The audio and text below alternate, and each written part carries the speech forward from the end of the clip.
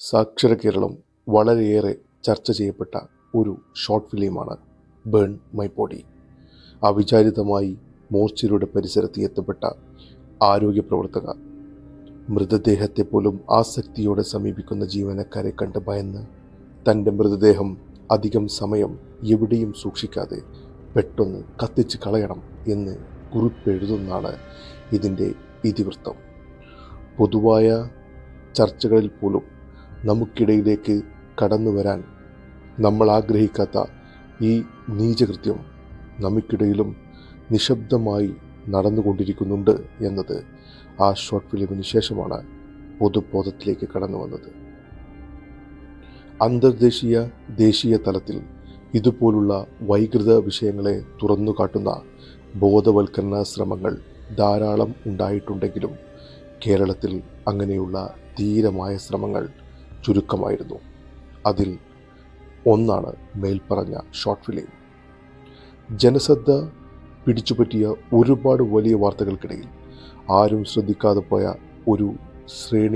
ഒരു വാർത്തയാണ് ഈ ശ്രേണിയിൽപ്പെട്ട ഏറ്റവും പുതിയ ഒരു വാർത്തയായിരുന്നു. ആസാമിലെ കരീംഗഞ്ച് സിവിൽ ആശുപത്രിയിൽ മോർച്ചറിയിൽ അടുത്ത ദിവസത്തെ പോസ്റ്റ്മോർട്ടത്തിന് വേണ്ടി സൂക്ഷിച്ച പ്രായപൂർത്തിയാകാത്ത പെൺകുട്ടിയുടെ മൃതദേഹത്തിനേൽക്കേണ്ടി വന്ന ലൈംഗിക അതിക്രമം. പോസ്റ്റ്മോർട്ടം ചെയ്യുന്ന ഡോക്ടറുടെ പരിശോധനയിൽ ചില അസ്വാഭാവികമായ മുറിവുകൾ ശ്രദ്ധിക്കപ്പെട്ടതിനെ തുടർന്നുള്ള അന്വേഷണത്തിലാണ് ഈ പൈശാചിക കൃത്യത്തിൻ്റെ ചുരുളഴിഞ്ഞത്. ആ മോർച്ചറിയിലെ തന്നെ ശുചീകരണ തൊഴിലാളിയായ യുവാവ് ആയിരുന്നു ഇതിന് പിന്നിൽ. യാതൊരു വിധത്തിലുള്ള കുറ്റബോധവുമില്ലാതെ അയാൾ തൻ്റെ പ്രവൃത്തിയെ പോലീസിന് മുമ്പിൽ ഏറ്റുപറഞ്ഞു. ഇപ്പോൾ കസ്റ്റഡിയിലുള്ള അയാളെ ആ മൃതദേഹത്തോട് കാണിച്ച ലൈംഗിക അതിക്രമത്തിൻ്റെ പേരിൽ ശിക്ഷിക്കാൻ ഇന്ത്യൻ ശിക്ഷാ നിയമത്തിൽ വകുപ്പുകൾ ഇല്ല എന്നതാണ് ഏറ്റവും വിചിത്രമായ കാര്യം.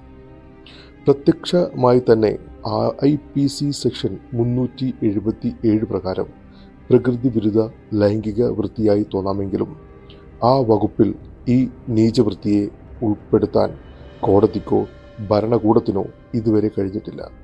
കാരണം ഈ വൈകൃതങ്ങൾക്ക് ഇരയാകുന്നത് ജീവിച്ചിരിക്കുന്ന പുരുഷനോ സ്ത്രീയോ മൃഗമോ ആയിരിക്കണം. മരണപ്പെട്ടാൽ ഈ നിയമത്തിൻ്റെ നീതി അവർക്ക് അന്യമാണ്. നിയമവ്യവസ്ഥയിലെ ഈ സാങ്കേതിക പിഴവിൻ്റെ നിർഭാഗ്യകരമായ ഉദാഹരണമായിരുന്നു കർണാടകയിലെ Rangaraj versus state of Karnataka എന്ന 2015 കേസ്. ബലാത്സംഗം ചെയ്യാൻ ഉദ്ദേശിച്ചുകൊണ്ട് തന്നെ 21-കാരിയെ ആക്രമിച്ച പ്രതി തൻ്റെ ഇംഗിതത്തിന് വഴങ്ങാതെ വന്നപ്പോൾ അവരുടെ കഴുത്തറുത്ത് കൊല്ലുകയും അതിനുശേഷം ലൈംഗികമായി ബന്ധപ്പെടുകയും ചെയ്തു എന്നതായിരുന്നു സംഭവം. കീഴ്ക്കോടതി ക്രൂരമായ കൊലപാതകത്തിനും ബലാത്സംഗത്തിനും ശിക്ഷ വിധിച്ചെങ്കിലും അപ്പീൽ പോയ അദ്ദേഹം മേൽക്കോടതിയിൽ പ്രതിയുടെ അഭിഭാഷകൻ വാദിച്ചത് പ്രതി ലൈംഗിക അതിക്രമം നടത്തിയത് ഇരയുടെ മരണശേഷം ആണ് എന്നതാണ്. അതിനാൽ ആ സംഭവം ബലാത്സംഗത്തിൻ്റെ ശിക്ഷ ലഭിക്കാനുള്ള പരിധിയിൽ വരില്ല എന്നുമാണ്.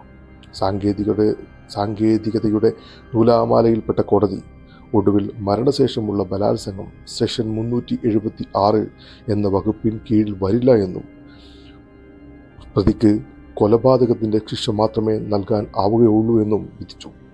ഒട്ടേറെ ഒച്ചപ്പാട് ഉണ്ടാക്കിയ ഈ സംഭവം ഇന്ന് പരിഷ്കരിച്ചു കൊണ്ടിരിക്കുന്ന ഭാരതീയ ന്യായ സംഹിതയിൽ ഇതുപോലുള്ള ലൈംഗിക വൈകൃതങ്ങളെ ക്രിമിനൽ കുറ്റങ്ങളുടെ പരിധിയിൽ ഉൾപ്പെടുത്താനുള്ള ചർച്ചകൾക്ക് തുടക്കം കുറിച്ചിട്ടുണ്ട്. സമയബന്ധിതമായി ഇതുപോലുള്ള മനസാക്ഷിക്ക് നിരക്കാത്ത ലൈംഗിക വൈകൃതങ്ങളെ ക്രിമിനൽ നടപടിയുടെ പരിധിയിൽ ഉൾപ്പെടുത്തിയില്ല എങ്കിൽ മൃതദേഹങ്ങളോട് കാണിക്കുന്ന അനാദരവ്, അനുമതിയില്ലാത്ത സ്ഥലങ്ങളിലേക്ക് പ്രവേശിക്കൽ, കടാവർ ആക്ടിലെ ചില നിയമങ്ങൾ എന്നിവ മാത്രം ചുമത്തി പരമാവധി വെറും 1 വർഷം മാത്രം ശിക്ഷ ലഭിക്കുന്ന കേസുകളായി ഇവ അവസാനിക്കുകയും മരണശേഷം ആ വ്യക്തിക്ക് നീതി ലഭിക്കാതെ വരികയും ചെയ്യും. മൃതദേഹ ലൈംഗികാതിക്രമ കേസുകൾ വർദ്ധിച്ചു വന്നപ്പോൾ UK, New Zealand, Canada, south Africa എന്നീ രാജ്യങ്ങൾ ഈ നീചവൃത്തിയെ നിരോധിക്കുകയും ഇതിനെതിരെ ശക്തമായ നിയമനിർമ്മാണങ്ങൾ നടത്തുകയും ചെയ്തിട്ടുണ്ട്. നമ്മുടെ രാജ്യവും പുതിയ നിയമ പരിഷ്കാരങ്ങളിൽ നിന്ന് ഈ മാതൃക പിന്തുടരുന്നുണ്ട് എന്നത് പ്രത്യാശ നൽകുന്നതാണ്. നെക്രോഫീലിയ എന്ന് ശാസ്ത്രീയമായി അറിയപ്പെടുന്ന ഈ പ്രവൃത്തി WHO, അമേരിക്കൻ സൈക്യാട്രിക് അസോസിയേഷൻ എന്നിവ പാരാഫീലിയ എന്ന ലൈംഗിക വൈകൃത വിഭാഗത്തിലാണ് പെടുത്തിയിരിക്കുന്നത്. മൃതദേഹങ്ങളോടും മൃതദേഹങ്ങളുമായി ബന്ധപ്പെട്ട വസ്തുക്കളോടും തോന്നുന്ന ലൈംഗികാസക്തി, അതുവഴി ഉണ്ടാകുന്ന ലൈംഗിക ബന്ധം എന്നിങ്ങനെയാണ് ഈ പ്രവൃത്തിയെ നിർവചിക്കുന്നത്. കോപം, വെറുപ്പ്, ഭയം എന്നിവ കൂടിക്കലർന്ന് ജീവിക്കുന്ന മനുഷ്യർ, അല്ലെങ്കിൽ സാഡിസം, മച്ചോക്കിസം എന്നീ അവസ്ഥയുമായി ബന്ധപ്പെട്ട് ജീവിക്കുന്ന മനുഷ്യരും ചില സാഹചര്യങ്ങളുമാണ് മനുഷ്യരെ ഈ പ്രവൃത്തിയിലേക്ക് നയിക്കുന്നത് എന്നും അവർ നിരീക്ഷിച്ചു. ഈ വ്യക്തികളിൽ പല തലങ്ങളിലായിട്ടാണ് ഈ മനോവൈകൃതം വെളിപ്പെടുന്നത്. ശ്മശാനങ്ങളിൽ കൂടുതൽ സമയം ചെലവഴിക്കുക, മൃതദേഹങ്ങളുമായി ബന്ധപ്പെട്ട വസ്തുക്കൾ സൂക്ഷിക്കുക, അത് ഉപയോഗിക്കുക എന്നിങ്ങനെയുള്ള നിരുപദ്രവപരമായ തലം മുതൽ ഇര ബലാത്സംഗത്തിന് ഇടയിൽ കൊല്ലപ്പെട്ടാലും ലൈംഗിക ആസക്തിക്ക് വേണ്ടി ഉപയോഗിക്കുക, എതിർപ്പുകളില്ലാത്ത ലൈംഗിക അക്രമത്തിന് വേണ്ടി ഇരയെ കൊലപ്പെടുത്തുക, മൃതദേഹങ്ങളെ ലൈംഗിക തൃഷ്ണയ്ക്ക് വേണ്ടി ഉപയോഗിക്കുക എന്ന് തുടങ്ങിയ മാരകമായ തലങ്ങളും ഈ വൈകൃതത്തിൻ്റെ ഭാഗമാണ്.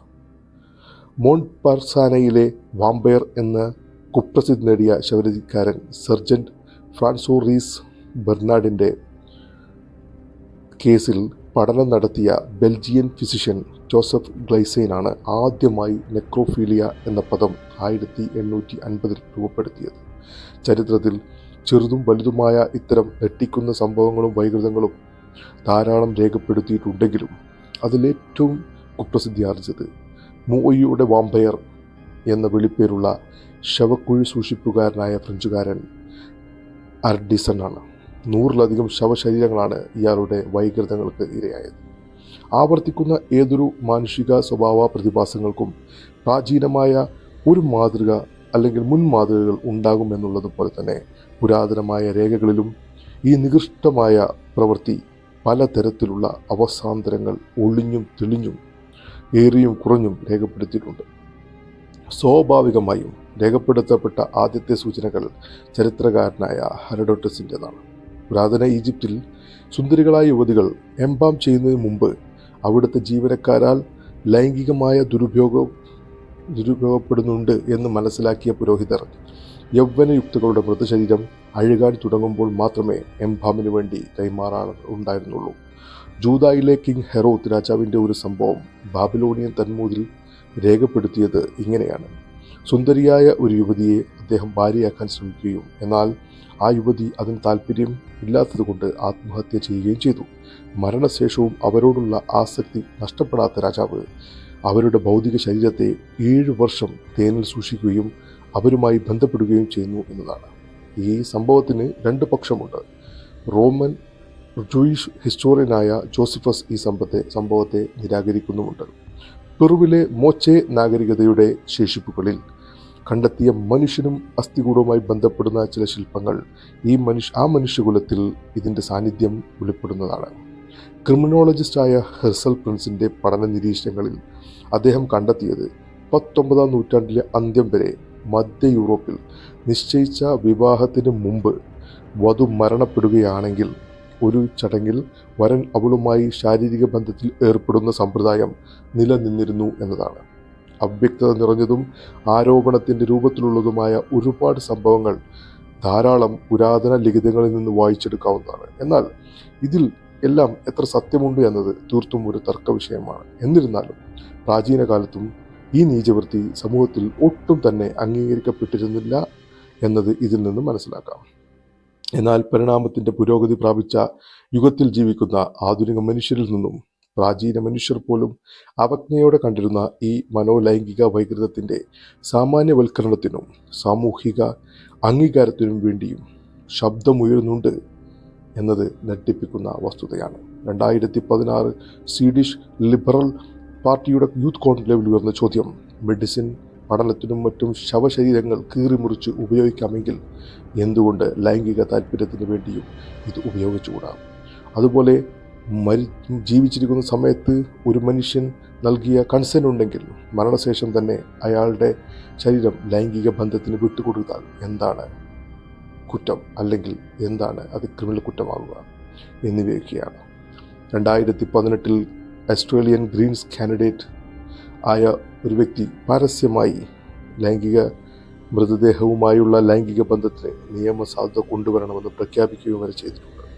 ഇത്തരത്തിൽ വാദിക്കുന്ന ഒരുപാട് കൂട്ടായ്മകളും സംഘടനകളും ലോകത്തിൻ്റെ പല ഭാഗത്തുമുണ്ട്. ഇവരുടെ വിചിത്രമായ വാദങ്ങളാണ് ഇവർ ഉയർത്തുന്നത്. ചില മനുഷ്യർക്ക് മൃതദേഹങ്ങളോട് തോന്നുന്ന ആസക്തി തീർത്തു സ്വാഭാവികമാണ്.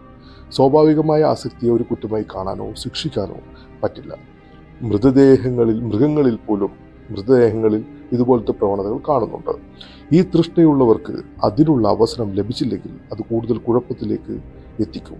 അതുമാത്രമല്ല, ഇങ്ങനെയുള്ള മൃതദേഹങ്ങൾ ബലാത്സംഗം പോലുള്ള വലിയ കുറ്റങ്ങൾ കുറയ്ക്കാനുള്ള ഒരു വഴിയായും ഈ അനുകൂലികൾ കാണുന്നുണ്ട്. കാലം ഇനിയും പുരോഗമിക്കുമ്പോൾ, മനുഷ്യർ ഇനിയും പുരോഗമിക്കുമ്പോൾ ഇതുവരെ ഏവരാലും മനോവൈകൃതമായി കണ്ട ഈ മേച്ച പ്രവൃത്തി സിദ്ധാന്തങ്ങളുടെ അകമ്പടിയോടെ സാമൂഹിക അംഗീകാരം നേടിയെടുക്കുന്നത് കാണാൻ ഇട വരാതിരിക്കട്ടെ.